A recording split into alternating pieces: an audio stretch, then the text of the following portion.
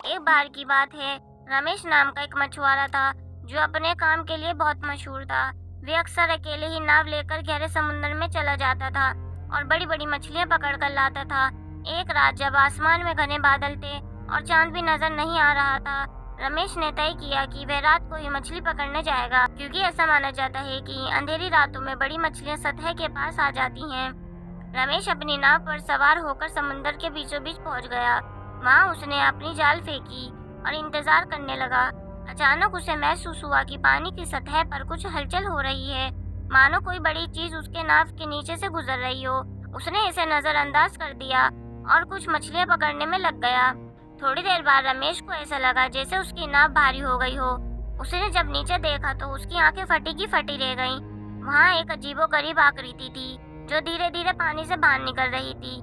वह आकृति किसी इंसान की तरह दिख रही थी, लेकिन उसका चेहरा बुरी तरह विकृत था।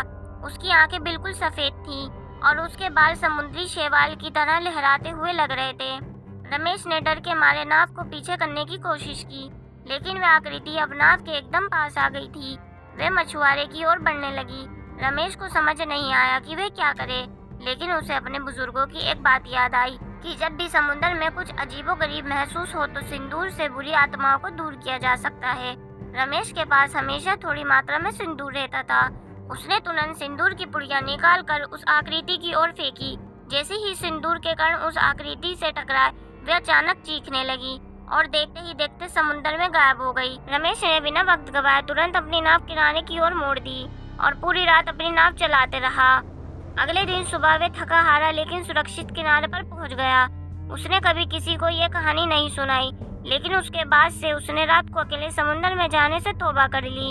ये कहानी रमेश की आप बीती थी और आज भी मछुआरे उस जगह को समुद्र का भूतिया कोना कहकर पुकारते हैं। लोग कहते हैं कि वहाँ रात के समय जाने पर अजीब सी आवाज़ सुनाई देती है और कोई भी मछुआरा उस दिशा में जाने से डरता है। कहानी के अंत में ये सीख मिलती है कि समुद्र की गहराइयों में क्या छिपा है ये कोई नहीं जानता और हर इंसान को प्रकृति की इन रहस्यमय शक्तियों का सम्मान करना चाहिए।